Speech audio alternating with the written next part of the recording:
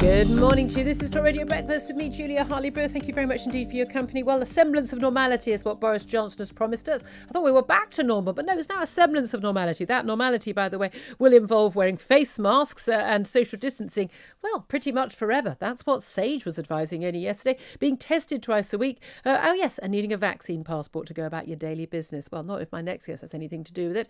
David Davis, former Brexit Secretary and Conservative MP, and someone who has campaigned a long time against us having any form of ID card, joins us right now. Good morning to you.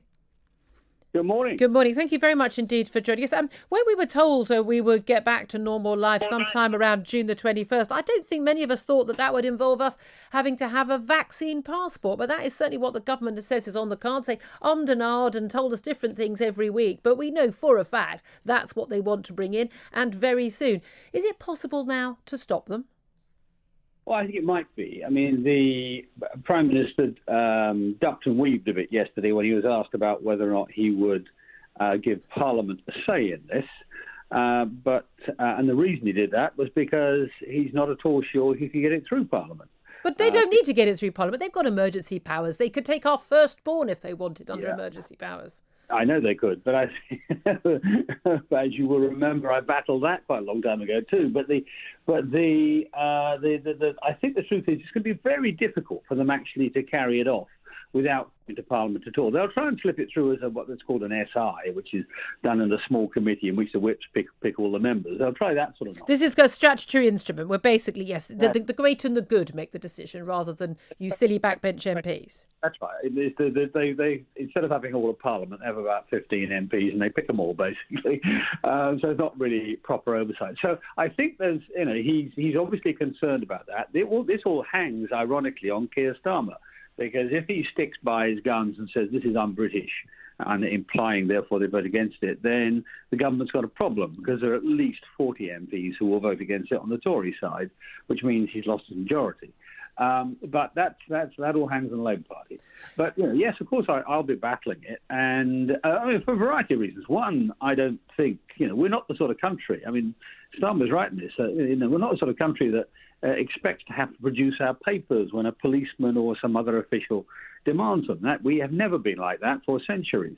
Other countries have, so we're rather sensitive to that. Secondly, I just don't think it works. I mean, the idea that having these passports to limit our access to, let's say, football matches is going to stop either the progress of disease or indeed the development of new variants. It's just at odds with the facts. I mean, if you're going to have schools open, you're going to have pubs as usual, and so on, then the disease is going to progress.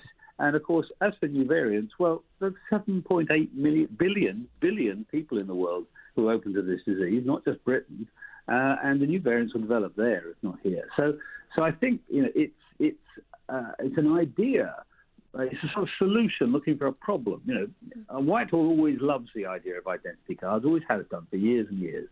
And it comes up with these ideas which it thinks are solutions for problems that either don't exist or it doesn't fix. Well, that's it. There's the ethical issue in terms of people being able to ask for your ID. And it wouldn't just be officials. It'd be the bloke standing in a T-shirt outside a pub being able to ask for your ID. And again, it's not just ID, is it? It's asking for your most personal medical records, what medical treatment you've got, which is supposed to be private. But there's, as you say, also the practicality issue. But the big question for me is, why does the government think this was necessary? Why do Sage think this is necessary? Why do Chris Whitty and Sir Patrick Vallance think it's necessary? As Lord Matt Ridley pointed out on social media yesterday, have they become anti-vax conspiracy theorists? Because they seem to be the only people who don't think the vaccine works. No, I think what's happening is they're slipping away. I mean, look, the reason coronavirus was so important in the first place is because it kills people, Not because it gives you a flu-like symptom or whatever, but because it kills people. That's the importance of it.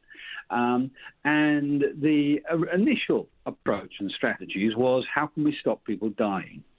It now appears to have slipped towards, how can we basically eradicate this disease? And that's a hopeless task. I mean, you can't eradicate eradicate virus diseases at all. And we've now got it. After we've vaccinated pretty much the whole population, or 90% of it or thereabouts, the death rate in this disease will be a lot lower than that from flu each year. Flu kills anywhere between 4 and 25,000 people a year. Average is about 8,000 a year.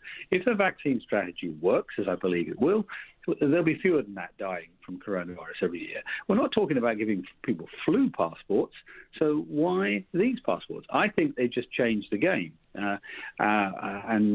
because they would now want to try and eradicate it, which they'll never do. Well, this is it. It is close to now a zero COVID policy, isn't it? Rather policy. Now, yesterday we had, a lot of the good news. Oh, April the 12th is going to happen. You can go to the pub and the like. But again, the bad news about the possibility of vaccine passports. But we also saw the government publishing the latest advice from SAGE.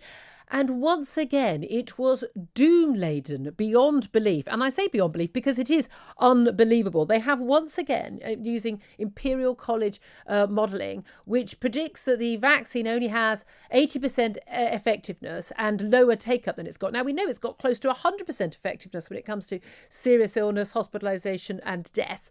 And we know that the take-up has been way beyond what they expected. So they're using modelling that they had for the February 22nd announcement of the rollout the rollout of easing of lockdown. It was already out of date on February the 22nd, and they've used it yet again for their latest modelling, and they are predicting deaths pretty close to the January peak of this year in June, July this year, if we do actually ease the lockdown along the roadmap. They are basically saying thousands of people are going to carry on dying as a result of easing lockdown. And they've also said that we need to continue with wearing face masks, social distancing, test and trace, and other, they say, COVID security. I don't know what else that involves. Pretty much forever. They basically said they think it should continue for remain indefinitely. Is it time to disband SAGE? Are they part of the problem? Well, I think SAGE are part of the problem. I mean, there were some interesting discussions in the last week about how SAGE works, and it's a sort of classical Whitehall thing. You just lump all the scientists into one group as though they're all the same, and assume they'll work well together. Well, of course, the epidemiologists in SAGE are not equipped to challenge the behavioural scientists, who are in turn not equipped to challenge the mathematicians and the modelers and so on. And we know some of them are just plumb wrong. I mean, that model, the Neil Ferguson model has been wrong every time, but not just in the coronavirus. Over the course of 30 years, he's overestimated everything by anything between 12 and 1 million times. So, and the model is a poor model. I used to be a computer scientist many, many years ago. I would have failed the student that presented that model. So, we have a problematic structure now. It doesn't work very well. It's been worse by the fact that Whitehall is populated by people who don't understand science. Yeah. So take it as a sort of biblical writ. And so that's but I think, we've got to decide, do we believe this vaccine works? Yes, we do, most of us. We've got to actually double down on the vaccine, actually try and make sure everybody who is willing to have the vaccine has it. And I include in that, by the way, teenage children, at least down to about the age of 12 or 10, because they will be promoters of the disease too. They won't suffer from it, but they'll be promoters of the disease. So I think that we've got to do that and then start to try and escape this damn thing. It may mean having to have vaccines every year or every second year, as you do with flu, although it doesn't vary as much as flu does.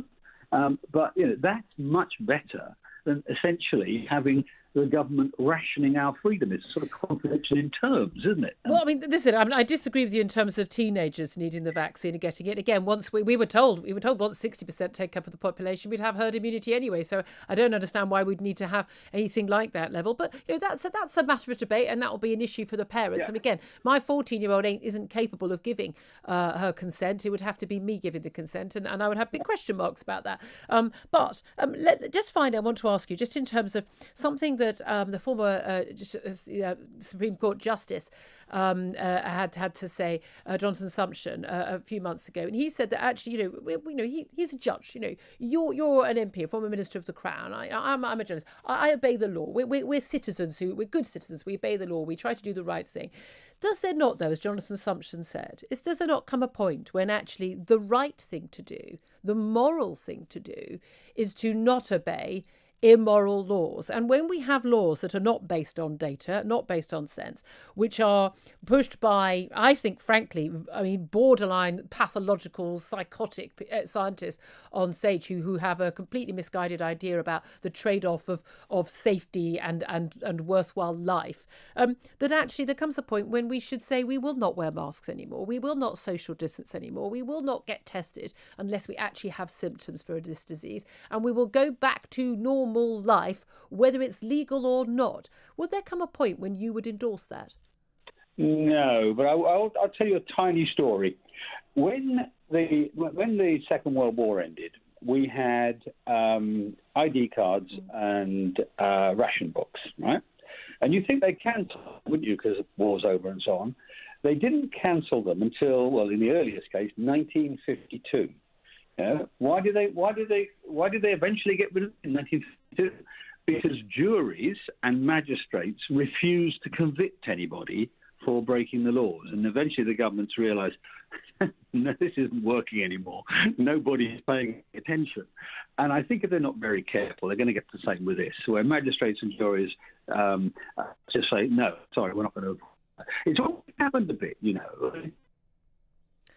Oh, goodness me. That's the point where we lose the line. That's so frustrating. David Davis, we persevered as long as we could there. That line was just failing. Former Brexit Secretary, campaigner against ID cards and indeed vaccine passports now, David Davis.